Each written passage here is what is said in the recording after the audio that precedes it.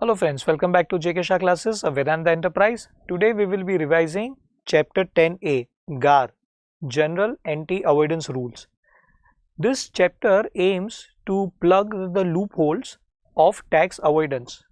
In one of the previous sessions, we discussed that there is something called tax planning, tax avoidance, tax evasion, tax management.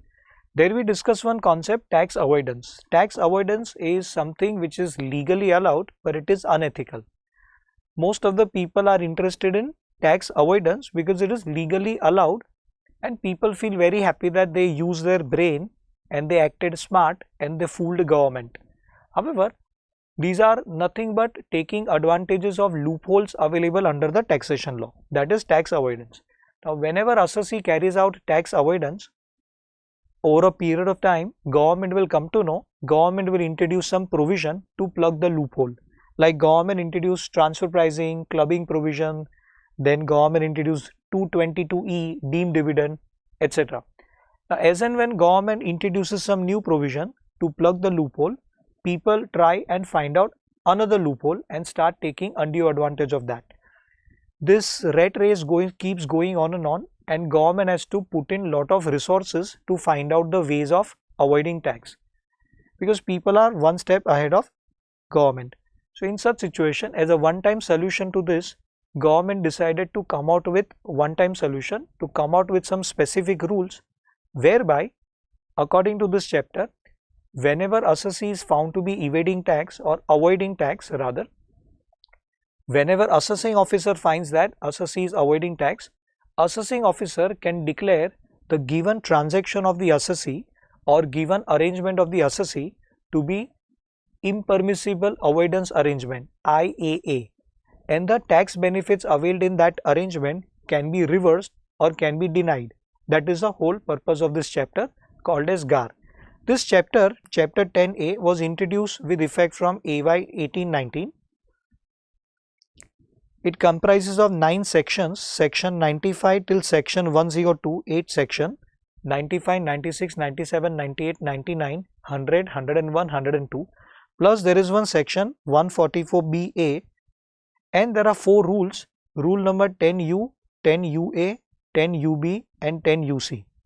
10U comprises of 3 exceptions to this applicability of GAAR. What are these exceptions that we will be discussing? Actually 3 plus 1, 4 exceptions. What is it we'll discuss? So let's understand the brief history, brief background.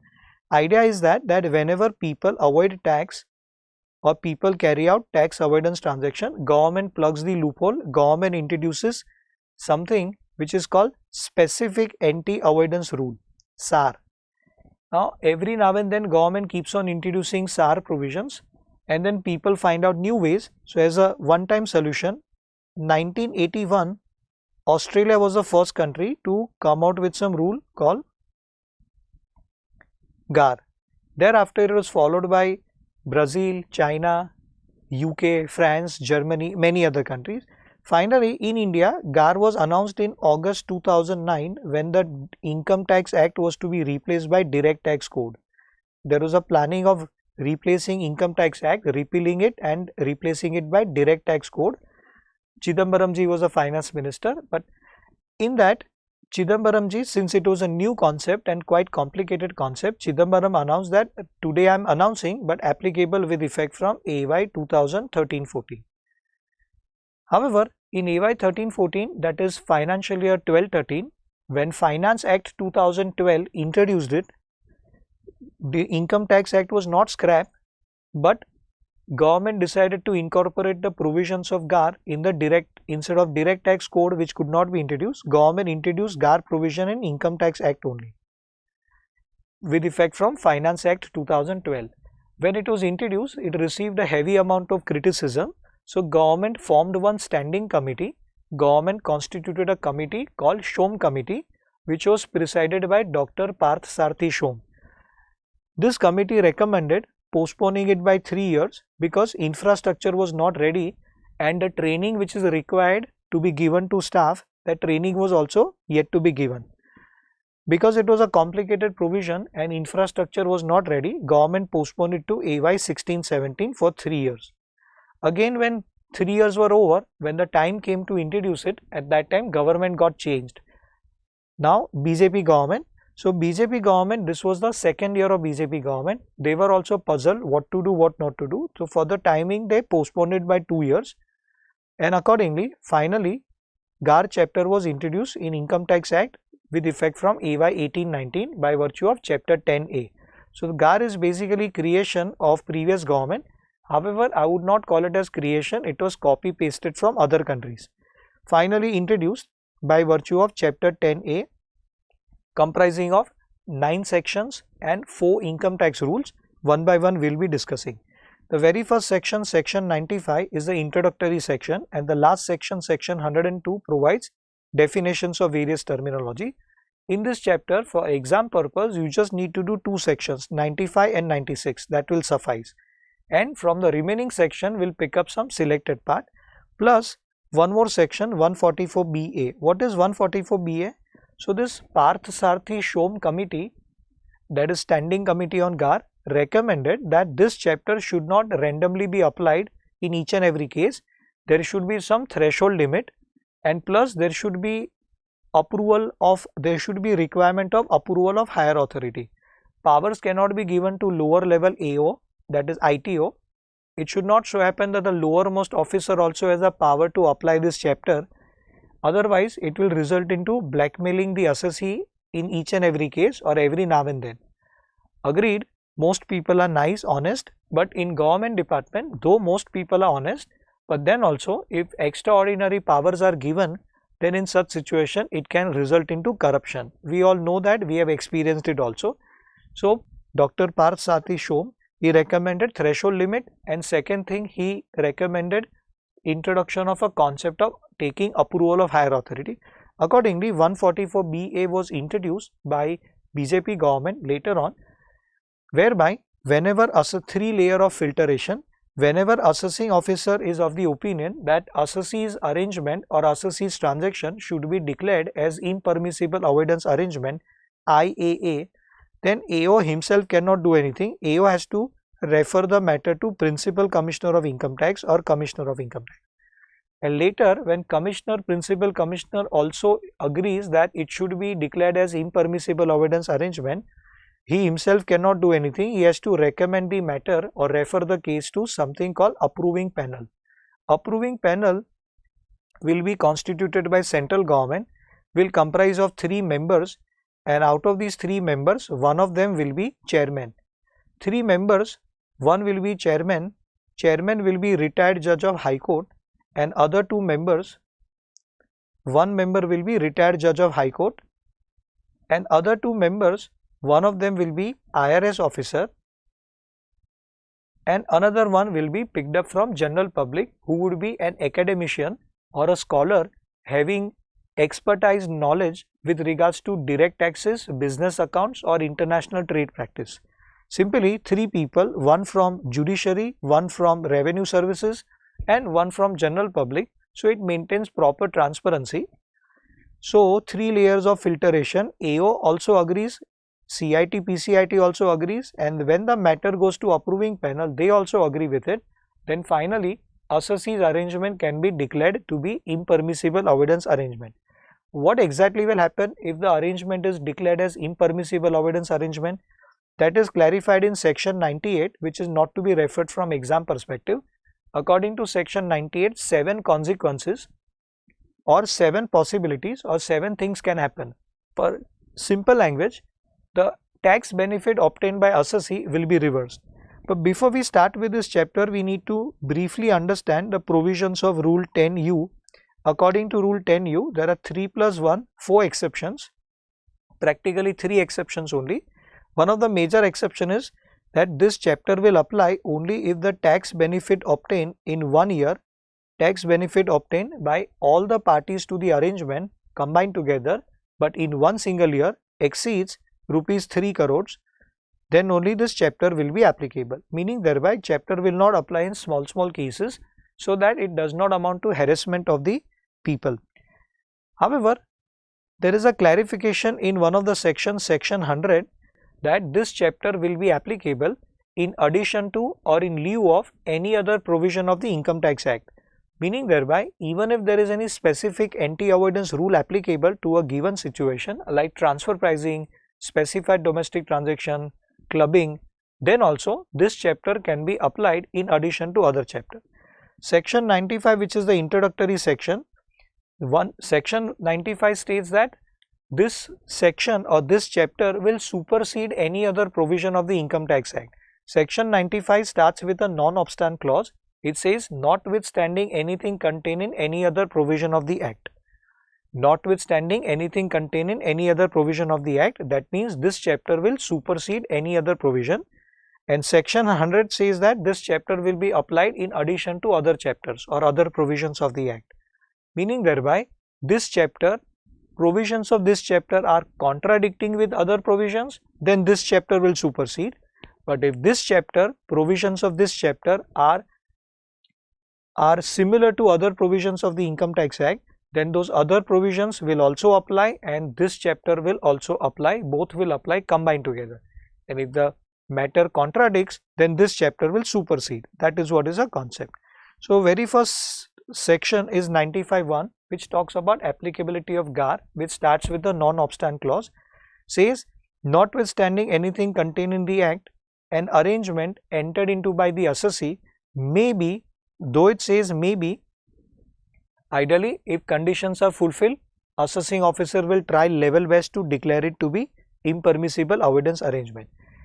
Arrangement entered into by assessee may be declared to be an impermissible avoidance arrangement, and the tax consequences arising therefrom may be determined subject to provisions of this chapter. But in bracketed wordings, I have mentioned about Rule 10 that chapter will apply only if the tax benefit exceeds 3 crore rupees. 3 crore rupees is the annual limit. It's a tax benefit in 1 year, but it is not a limit per person or the per party to the arrangement. It is a limit for all the parties to the arrangement combined together. Provisions of this chapter will be applied to an arrangement only if the amount of tax benefit in the relevant assessment year to all the parties to the arrangement combined together exceeds rupees 3 crore. Here I have mentioned Rule 10U briefly. Rule 10U will be covered later on also. This is an important point. Whenever a question has come from this chapter, this limit is always there. Always you will have to apply. 95(2), which is not to be done now, it says chapter shall apply from AY 1819 and onwards. And there is a clarification in the form of note that this chapter ideally will not apply if there is a tax planning, because tax planning is legal. So if assessee has made a choice between two given options, he has chosen one of the option, such an option which gives him tax benefit, then this GAAR chapter will not apply, because tax planning is something which is officially legally allowed by government itself. Here assessee is not avoiding tax. As the name indicates, tax avoidance, anti-avoidance rule, that means this chapter will apply only when there is avoidance of tax. So chapter will also not apply when there is tax evasion, and ideally chapter will also not apply when specific anti-avoidance rules, that is SAR, is applicable, like clubbing, transfer pricing, specified domestic transaction, deemed dividend, 40A subsection 2, etc. But not always. Why not always? Because of two reasons. Because of section 100, which says that GAAR can be applied even if SAR is applicable, because this chapter will apply in addition to or in lieu of other provisions of the Act. Plus in CBDT circular also, one of the CBDT circular of 2017, CBDT also clarified that even if SAR is applicable, GAAR can still be applied. Some examples of SAR: 222E. 222E, deemed dividend, which we are done with in income from other source. Section 9(1), income deemed to accrue or arise in India for non-resident. Section 40, clause A, subclause 1, subclause 1A, that is payments made without complying with TDS provisions, whereby some amount is disallowed, expenditure is disallowed. 40A2, my favorite, excessive payment to relative or a substantial interest holder, whereby excessive amount is disallowed. 43(1), actual cost of the capital asset for the purpose of PGBP chapter for claiming depreciation. If you recollect, 43(1) has got 16 explanations, whereby 16 different situations are clarified where cost of acquisition, that is actual cost of the asset, is to be determined in a different manner. Section 80IA, subsection 8, subsection 10, 92 to 92F, transfer pricing provision, 94A, transactions with persons located in notified jurisdiction area, 92BA, specified domestic transaction, and so on. List is very big. There are many more transactions which are, or many more sections which were introduced by government in the past to plug the loophole. Coming back to this chapter, so section 95 is over. Section 95 simply says arrangement entered into by assessee can be declared to be impermissible avoidance arrangement. 95.2 not to be seen. It is not newly introduced in the current year, and point to be noted that we already checked, that is but obvious, that is a matter of common sense.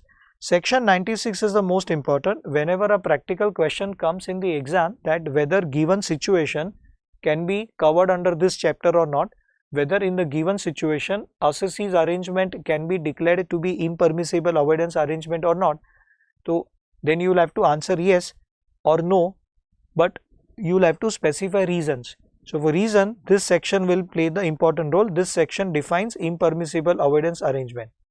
It says that in order to be called as IAA, or in order to declare it to be IAA, the given arrangement should fulfill one basic condition plus any of the 4 tests given in clause A, B, C, D to section 96. One basic condition plus any one out of the 4 conditions. What is that basic condition? Basic condition is that the main purpose of such arrangement was to obtain tax benefit. Arrangement, the main purpose of which is to obtain tax benefit, plus it fulfills any one of the 4 conditions or 4 tests given in section 96 clause A, B, C, D. Number 1, it creates right or obligation. The arrangement creates rights or obligations which are ordinarily not created between persons dealing at arm's length. So if people are dealing at arm's length, then such rights or obligation would not have been created. There is no need to understand all these provisions or all these 4 tests. Simply remember, whenever a question comes, you apply, you pick up the technical language from this section and try to use any one of them at least in a given situation, just to window dress your answer. Second is, in case the arrangement directly indirectly results into abuse or the misuse of the provisions of this act. The arrangement results directly indirectly in the misuse or abuse of the provisions of this act. And most important is the clause C, the transaction or the arrangement lacks commercial substance or is deemed to be lacking commercial substance in whole or in part. Lacks commercial substance or deemed to be lacking commercial substance in whole or in part. When can we say that the transaction or arrangement is lacking commercial substance? That is clarified in section 97, which we will be discussing. And last one is not a purpose test. If you observe first 3 clauses A, B, C, there is a first 3 clauses are indicating the purpose behind the transaction, the purpose behind the arrangement, but the last clause is not the purpose test, it is a manner test. It is about how the transaction is entered into or arrangement is carried out. The arrangement is entered into or is carried out by means or in a manner which are not ordinarily employed for bona fide purposes. Bona fide means genuine purposes. Any one of these 4, ideally I always recommend student to pick up clause number C. Main condition is very simple. The main purpose of the arrangement was to obtain tax benefit. That is what should have been the intention of the parties to the arrangement, plus it is lacking commercial substance or deemed to be lacking commercial substance, because in any transaction or any arrangement wherever this chapter can be applied, you will always see that given arrangement is lacking commercial substance. There is no, the simple language, it is a senseless transaction. The transaction or arrangement would not make any sense if there was no tax benefit available, meaning thereby assessee has executed that arrangement only and only for the purpose of availing tax benefits. Okay, so accordingly arrangement will be considered as IAA if it fulfills a basic condition of obtaining tax benefit and any one out of the 4 tests given in clause A, B, C, D. These 4, if possible, try to remember and try to use them or try to use the language here in any of the questions. Section 97 defines when can we say that arrangement is lacking commercial substance. So this is unimportant. Simply lacking commercial substance means particular body is created or particular party is introduced in the arrangement which is useless. 97.1, an arrangement shall be deemed to be lacking commercial substance if A, B, C or D, 4 clauses are there. The substance or effect of the arrangement as a whole is inconsistent with, or it significantly differs from the effect or substance of each step in the transaction. Meaning whereby when the arrangement is viewed as a whole, effect of the whole arrangement is different than the effect of each element or each step of that arrangement. Now God knows what exactly does this mean. No one has been able to give example on this. Even institute module also there is no illustration on this, and you can Google it also, you will not find. All these provisions are copy pasted from Australia, but don't worry, theory questions don't come. Here what comes is a practical question. Up till now questions have come thrice. It was introduced in AY 1819, 5 years are over, 6th year is going on. Up till now 3 questions have come. That means in last 12 attempts questions have come 3 times. Okay, secondly, or it involves or it includes round trip financing. Round trip financing is also defined in upcoming provision. Round trip financing means the money keeps moving in a circle. Simply my money I give it to you and then indirectly I bring it back to me, which is again you can say it is lacking commercial substance, because if I only needed my own money, I have got 100 crore rupees, but instead of using it by myself, I don't start using it first. I first give it to you and then take it back from you, which is giving me some kind of tax benefit. Then the whole transaction of round trip financing, round trip means taking a round, means my money goes out of my pocket and then it comes back to my pocket. Or it involves accommodating party. Accommodating party in the sense there is some party created or entity created. So there are transactions between you and me. If we directly enter into transaction, there is no tax benefit, but I create some extra party and we route the transaction through that third party. Because of that there is some tax advantage or tax benefit. Then in such situation that party will be called as accommodating party. Accommodating party is also defined. Round trip financing is defined in 97.2, accommodating party in 97.3. Definition will have a look, but definitions are unimportant. Or the arrangement involves elements that have the effect of offsetting or cancelling each other. Okay, there are 2 opposite direction transactions executed which are netting off or offsetting each other. So I give loan to you, you give loan to me, but then it is lacking commercial substance because my money I only am using. This is example for round trip financing also, and this is example for elements having offsetting or cancelling each other. Fourth one, transaction that is conducted through one or more persons and then it disguises the value or disguises the location or source or ownership or control of funds, which is the subject matter of transaction. Here also generally this doesn't happen. Round trip financing is more popular concept for GAAR chapter, but here if disguising the ownership, residential status, etc., which is giving some tax benefit. So this similar example I had given in DTAA chapter, which is called treaty shopping. So somebody is coming from UK and earning income from India, and I am supposed to make payment of 1 crore rupees to avail services of UK based person. India UK have a DTAA whereby tax rate applicable is 25%, but as per Indo-Mauritius DTAA tax rate is 0. The person sitting in UK, if he receives money directly in UK showing himself to be resident of UK, then the 25% tax rate will apply. But in case he changes his residential status, becomes resident of Mauritius, then tax rate is 0% hypothetically. Then in such situation, that person who is resident of UK, he disguises his residential status on paper and he tries to prove himself to be resident of Mauritius. How? So by setting up a branch in Mauritius and receiving payment in Mauritius. So I was supposed to make payment to that person in UK, but he requested me that I should not make payment to him in UK. If I make payment to him in UK 100 lakh, then as per Indo-UK DTAA tax rate is 25%. But if I was to make a payment to somebody resident of Mauritius, then tax rate applicable as per Indo-Mauritius treaty is 0%. UK based company, let's say X Limited, request me to not to make payment to him or payment to them in UK, they would set up a branch in Mauritius, which is also called post box office, and they requested me to make payment here so that 0% tax rate can be availed. That means they very simply change their residential status, they disguise their residential status.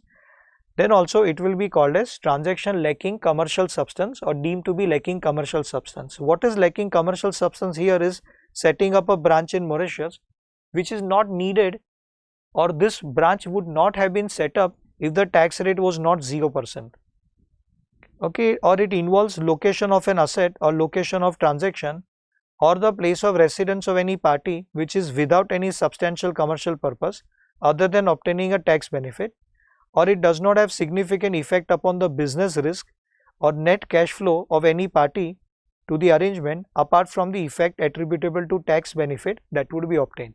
All these things are just to be read once and to be ignored.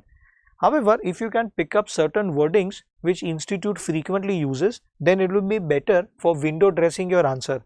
Especially these wordings, that arrangement does not have any significant effect, meaning thereby in order to be called as arrangement deemed to be lacking commercial substance, the arrangement should be not having significant effect on the business risk or the net cash flow of any party except to the tune of availing tax benefit.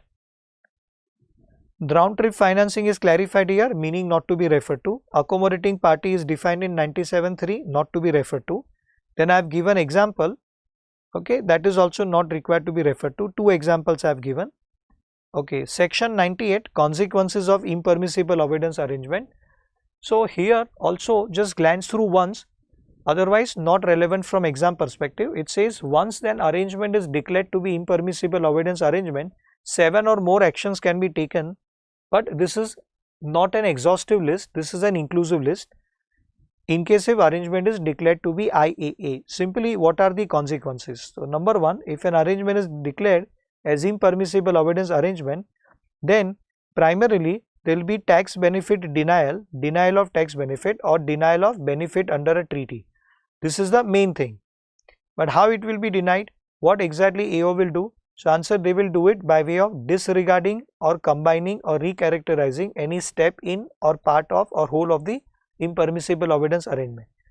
Simply a particular step of the arrangement which is declared impermissible avoidance arrangement, particular step may be disregarded, or a part of the arrangement may be disregarded, that tax effect will be worked out as if that step was not taken, as if that part of the arrangement was not executed, or two steps will be combined together or may be recharacterized, or treating impermissible avoidance arrangement as if it had not been entered into or was not carried out, or disregarding any accommodating party as if accommodating party was not there only in that arrangement, or by treating accommodating party and the other party as one and the same person, or deeming connected persons to be one and the same, two connected people which is giving rise to tax advantage, tax benefit will be ignored as if they both are one and the same, or reallocating amongst the parties to the arrangement any accrual or receipt, whether of capital nature or revenue.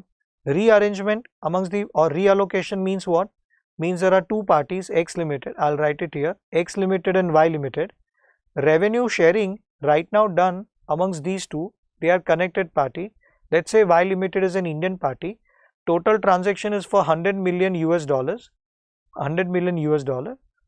So right now revenue divided between them is, let's say, 20 million US dollar and 80 million US dollar, totaling to 100. But instead of that, as per this chapter, correct amount will be reallocated. Right now allocation is 20/80, totaling to 100. However, instead of that, as per this chapter, 43 million can be allocated here and 57 million can be allocated here. Total is 100 million. Okay, whereby taxable income in India will increase.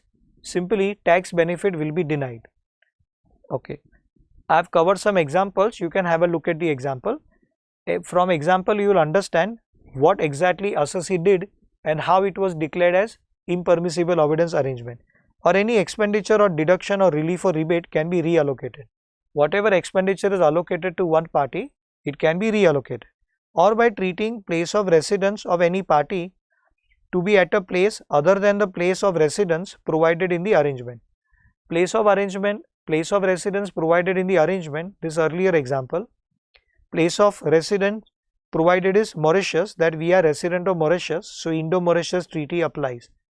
It will be rearranged, it will be as per arrangement, as per agreement between the parties, the given party is resident of Mauritius, but it will be changed to UK, and then accordingly new tax rate will be applied. Or the situs of an asset, that is location of an asset, site of an asset or site of transaction may be treated to be at some other place other than the place of location as provided under the arrangement. And last, considering or looking through any arrangement by disregarding the corporate structure. This mainly applies when, as per some of the tax treaties, where the benefits are available only to corporates and not available if the assessee is non-corporate, then in a given case, if assessee has purposely created corporate entity, then in that case corporate structure will be denied or corporate will be lifted, and accordingly assessee will be treated as other than corporate, non-corporate. Tax calculation will be made accordingly. Don't refer to it again, it is just to be referred once. 98 subsection 2 also not to be referred. It says it is in continuation of 98.1. What is 98 subsection 1? Consequences if arrangement is declared to be impermissible avoidance arrangement. Then 3 more consequences. Equity may be treated as debt or vice versa, and accrual or receipt of capital nature may be treated to be of revenue nature or vice versa. An expenditure deduction relief rebate may be recharacterized. Okay, section 100, which is to be just studied once. It says, as we discussed, section 95, very first section, starts with a non-obstant clause which says this chapter will supersede other chapters or other provisions of the Act. It says notwithstanding anything contained in any other provision of the Act, and this section says application of this chapter says provisions of this chapter shall apply in addition to or in lieu of any other basis of determination of tax liability. Simply, GAAR can be applied even when SAR is applicable. Then section 102, not to be done again, it says subject to, this chapter will be subject to guidelines to be issued. Guidelines will be issued by CBDT. CBDT has issued 4 rules, but no need to study this section. Section 102 provides definitions of 11 terminologies. These definitions are also useless. They have defined party, they have defined arrangement, they have defined tax benefit, they have defined related party, connected person. These definitions are totally not required at all from exam perspective. Section 144BA is slightly important, reference to principal commissioner or commissioner. So as I told you, there is a 3-layer of filtration whenever assessing officer finds it necessary that in the given case the arrangement of the assessee should be declared as impermissible avoidance arrangement, maybe because it fulfills the conditions given in section 96. Section 96 says that the arrangement should have main purpose of availing tax benefit, plus it should fulfill any one of the 4 tests, it should be lacking commercial substance, etc. Then assessing officer will first of all issue notice to the assessee and will try to find out on his own. Later on, if assessing officer still is of the opinion that arrangement should be declared as impermissible avoidance arrangement, then AO will refer the matter to CIT PCIT, principal commissioner or commissioner, by making reference in form number 3 CEG.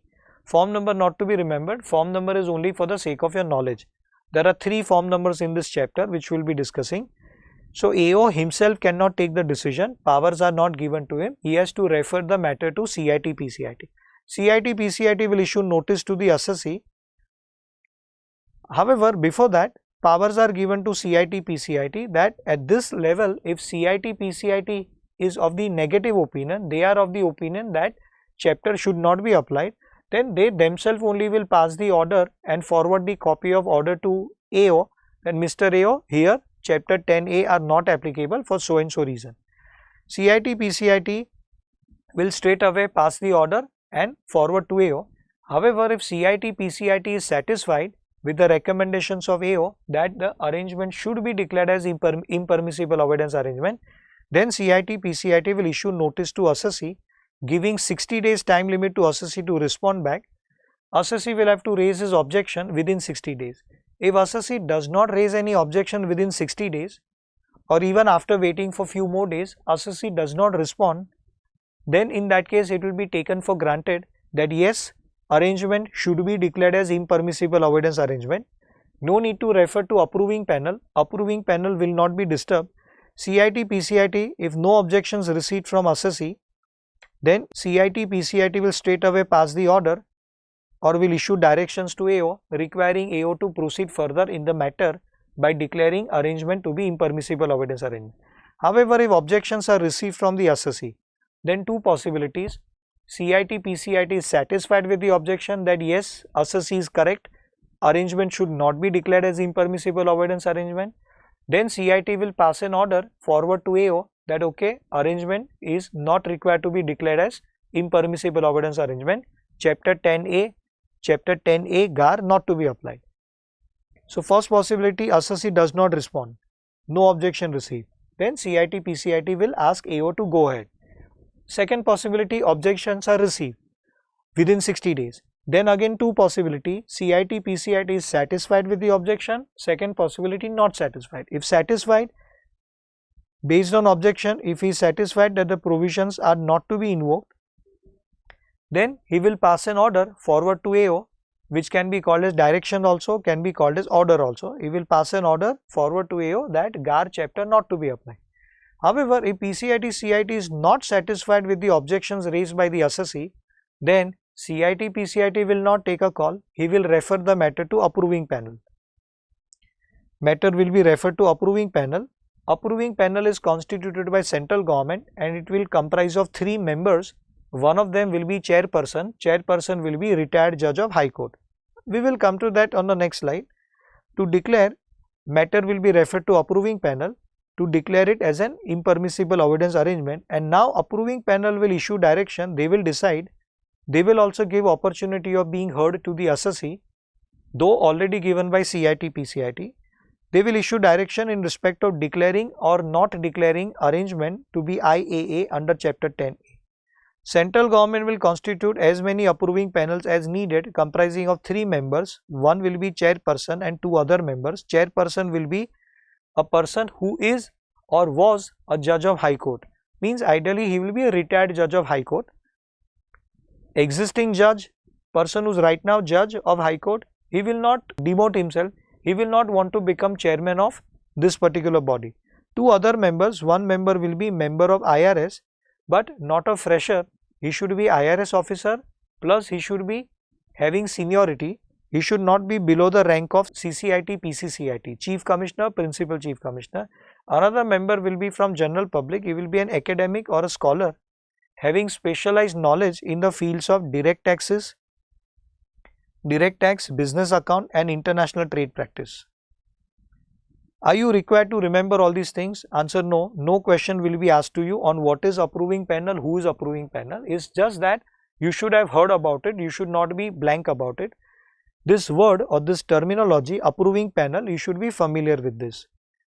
Okay. And then there is one clarification that if you recollect transfer pricing chapter, in transfer pricing chapter there was one concept called dispute resolution panel, whereby eligible assessee, concept was applicable only to eligible assessee. What is eligible assessee? Eligible assessee means non-resident or a foreign company or any person in whose case variations are proposed to be made by AO.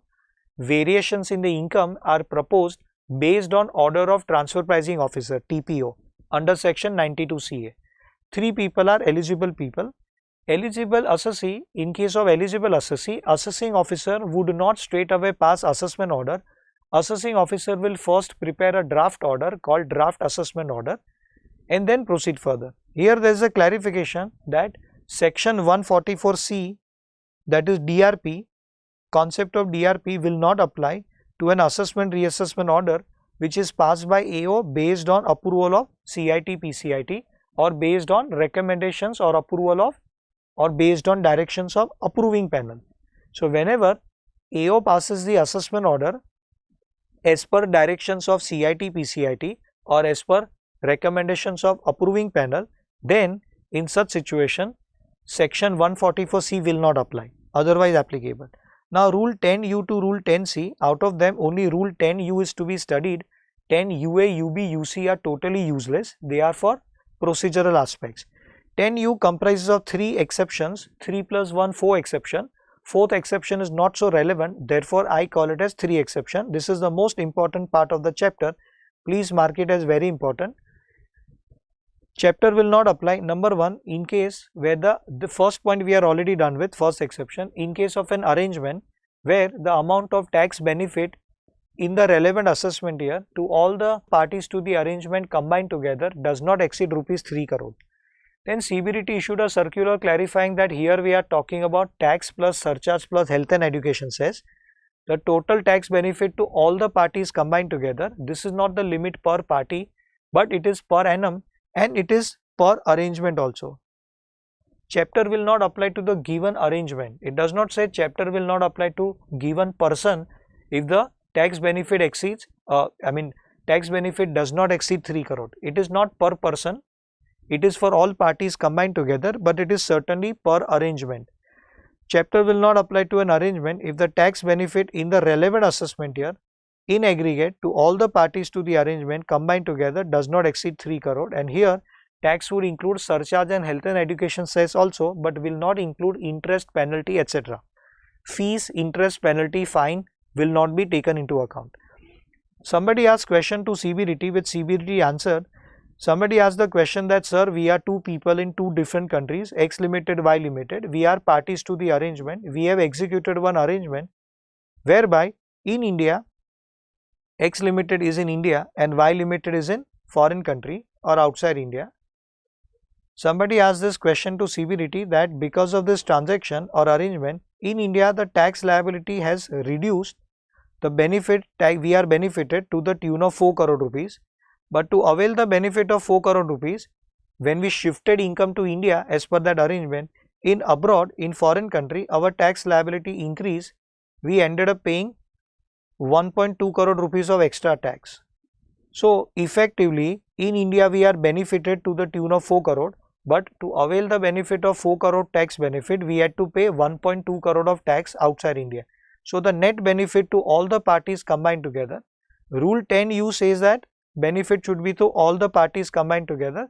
So, combined benefit is 4 crore minus 1.2 crore. Effectively, net benefit is of 2.8 crore, which is less than 3 crore in terms of Indian rupees. Whether chapter will apply or not, CBDT clarified yes, chapter will apply. CBDT said tax benefit means the amount of tax in India. We just have to consider Indian tax. We don't have to bother about tax outside India. Tax outside India or tax benefit outside India are not to be taken into account. Only and only tax in India. That is an important point, keep it in your mind. Second point, this chapter will not apply to FII, foreign institutional investor, provided they fulfill 3 conditions. Number 1, FII is an assessee under Income Tax Act. Secondly, FII does not take advantage or benefit of any DTAA, not taken benefit of DTAA under section 90 or 90A. And number 3, it has invested in India in securities, whether listed securities or unlisted security. FII has invested in securities after taking permission of SEBI or as per approval of SEBI, prior permission of competent authority is SEBI.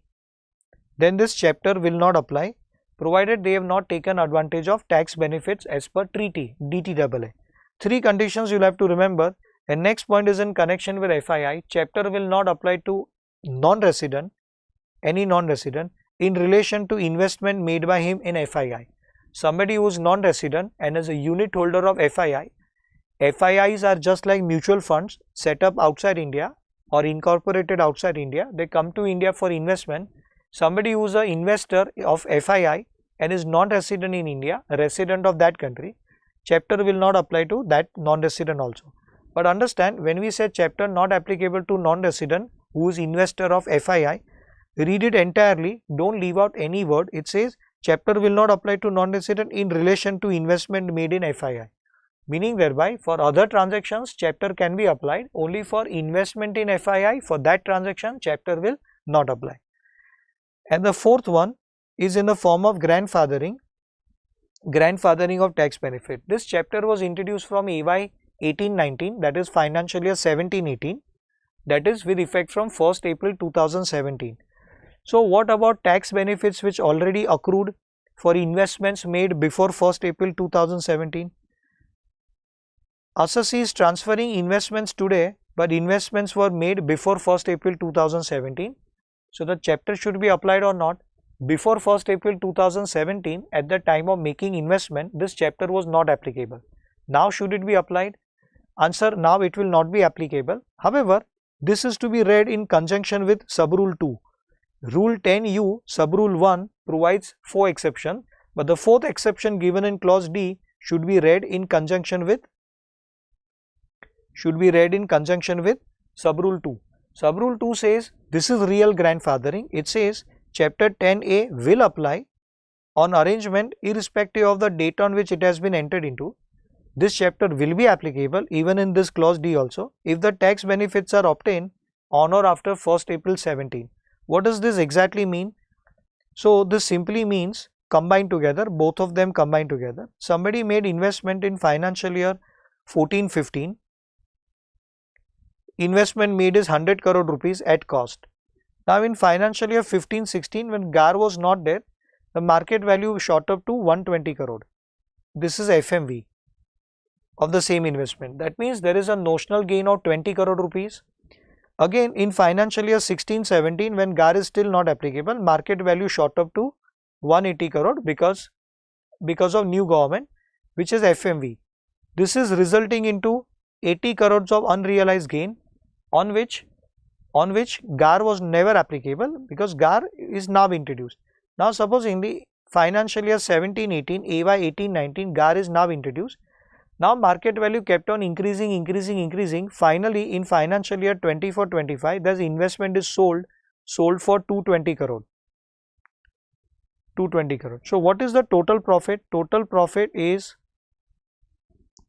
difference between original investment 100 crore, ignoring indexation, and 220 crore. So total benefit, total income wise benefit, now it is a realized gain. Earlier it was unrealized gain, now it is realized gain 120 crore. Out of 120 crore, 80 crore already accrued before 1st April 2017 and remaining 40 crore is now accruing on or after 1st April 17. Grandfathering means applying the old provisions which are no more there, even after introduction of new provision, continuing with the old provision, or applying the old provision as of today also, when that old provision is no more applicable, then it is called applying grandfathering provision.